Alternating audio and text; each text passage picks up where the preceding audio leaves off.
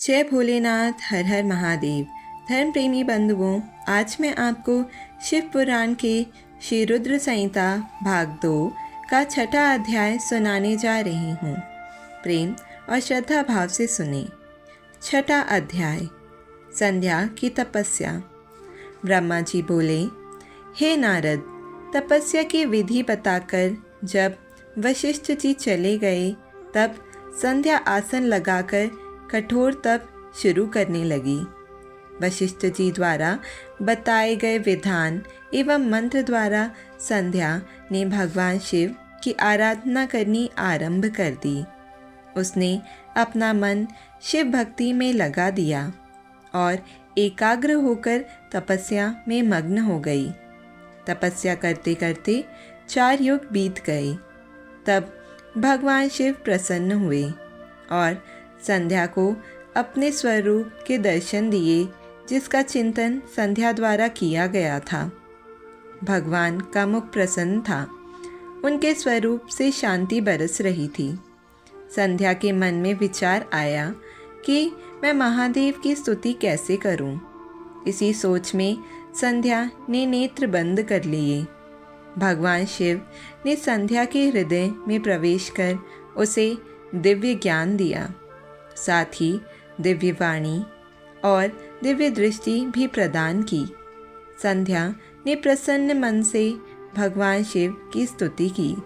संध्या बोली, हे निराकार परम ज्ञानी त्रिलोक सृष्टा भगवान शिव, मैं आपको नमस्कार करती हूँ, जो शांत, निर्मल, निर्विकार और ज्ञान के स्रोत हैं, जो प्रकाश को प्रकाशित करते हैं। उन भगवान शिव को मैं प्रणाम करती हूँ, जिनका रूप अद्वितीय, शुद्ध, माया रहित, प्रकाशमान, सच्चिदानंदमय, नित्यानंदमय, सत्य, ऐश्वर्य से युक्त तथा लक्ष्मी और सुख देने वाला है। उन परमपिता परमेश्वर को मेरा नमस्कार है, जो सत्य प्रधान, ध्यान योग्य, आत्मस्वरूप, सारभूत, सबको पार लगाने वाला तथा परम पवित्र है। उन प्रभु को मेरा प्रणाम है।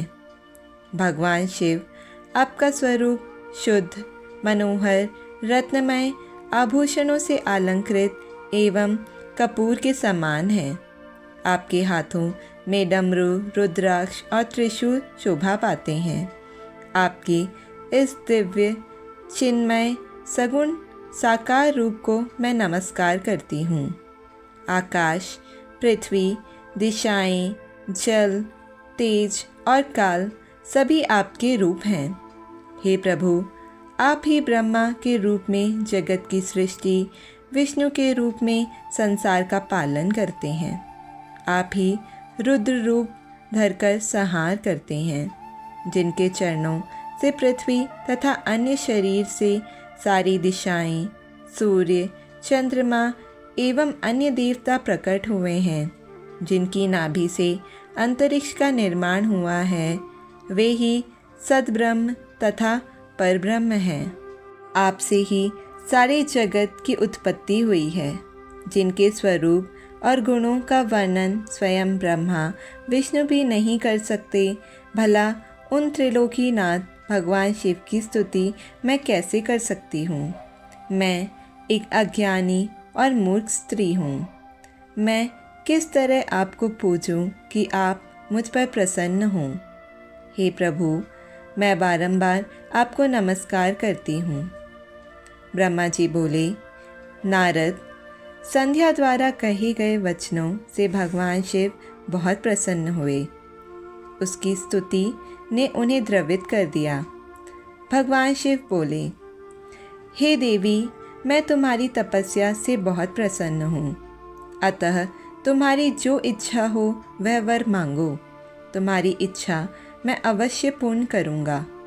भगवान शिव के ये वचन सुनकर संध्या खुशी से उन्हें बार बार प्रणाम करती हुई बोली, हे महेश्वर, यदि आप मुझ पर प्रसन्न होकर कोई वर देना चाहते हैं और यदि मैं अपने पूर्व पापों से शुद्ध हो गई हूँ, तो हे महेश्वर, हे देवेश, आप मुझे वरदान दीजिए कि आकाश, पृथ्वी और किसी भी स्थान में रहने वाले जो भी प्राणी इस संसार में जन्म लें, वे जन्म लेते ही काम भाव से युक्त ना हों।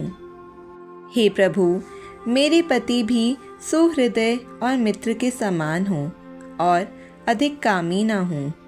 उनके अलावा जो भी मनुष्य मुझे सकाम भाव से देखे, वह पुरुष तत्वहीन अर्थात नपुंसक हो जाए। हे प्रभु, मुझे यह वरदान भी दीजिए कि मेरे समान विख्यात और परम तेजस्विनी तीनों लोकों में और कोई न हो। निष्पाप संध्या के वरदान मांगने को सुनकर भगवान शिव बोले, हे देवी संध्या, तथास्तु। तुम जो चाहती हो मैं तुम्हें प्रदान करता हूँ। प्राणियों के जीवन में अब 4 अवस्थाएं होंगी। पहली शैशव अवस्था, दूसरी कौमार्यावस्था, तीसरी यौवन अवस्था और चौथी वृद्धावस्था। तीसरी अवस्था अर्थात यौवन अवस्था में ही मनुष्य सकाम होगा। कहीं कहीं दूसरी अवस्था के अंत में भी प्राणी सकाम हो सकते हैं। तुम्हारी तपस्या से प्रसन्न होकर ही मैंने यह मर्यादा निर्धारित की है। तुम परम सती होगी और तुम्हारे पति के अतिरिक्त जो भी मनुष्य तुम्हें सकाम भाव से देखेगा, वह तुरंत पुरुष तत्वहीन हो जाएगा। तुम्हारा पति महान तेजस्वी होगा, जो कि 7 कल्पों तक जीवित रहेगा। इस प्रकार मैंने तुम्हारे द्वारा मांगे गए दोनों वरदान तुम्हें प्रदान किए हैं। अब मैं तुम्हें तुम्हारी प्रतिज्ञा को पूर्ण करने का साधन बताता हूँ। तुमने अग्नि में अपना शरीर त्यागने की प्रतिज्ञा की थी। मुनिवर मेधातिथि का एक यज्ञ चल रहा है, जो कि 12 वर्षों तक चलेगा।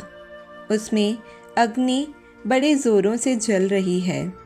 तुम उसी अग्नि में अपना शरीर त्याग दो। चंद्रभागा नदी के तट पर ही तपस्वियों का आश्रम है, जहाँ महायज्ञ हो रहा है। तुम उसी अग्नि से प्रकट होकर मेधातिथि की पुत्री होगी। अपने मन में जिस पुरुष की इच्छा करके तुम शरीर त्यागोगी, वही पुरुष तुम्हें पति रूप में प्राप्त होगा। संध्या, जब तुम इस पर्वत पर तपस्या कर रही थी, तब त्रेता युग में प्रजापति दक्ष की बहुत सी कन्याएं हुईं। उनमें से 27 कन्याओं का विवाह उन्होंने चंद्रमा से कर दिया। चंद्रमा उन सबको छोड़कर केवल रोहिणी से प्रेम करते थे। तब दक्ष ने क्रोधित होकर उन्हें श्राप दे दिया। चंद्रमा को श्राप से मुक्त कराने के लिए उन्होंने चंद्रभागा नदी की रचना की। उसी समय मेधातिथि यहाँ उपस्थित हुए थे। उनके समान कोई तेजस्वी न है न होगा। उन्हीं का ज्योतिष्टोम नामक यज्ञ चल रहा है, जिसमें अग्निदेव प्रज्वलित हैं। तुम उसी आग में अपना शरीर डालकर पवित्र हो जाओ और अपनी प्रतिज्ञा पूरी करो। इस प्रकार उपदेश देकर भगवान शिव वहाँ से अंतर ध्यान हो गए। आज का अध्याय संपन्न। जय भोलेनाथ, हर हर महादेव, ओम नमः शिवाय। शिव जी की आरती। जय शिव ओंकारा, प्रभु हरि शिव ओंकारा, ब्रह्मा विष्णु सदा शिव हरिधांगी धारा। ओम जय शिव ओंकारा, एकानन चतुरानन पंचानन राजे, हंसासन गरुणासन वृषवाहन साजे।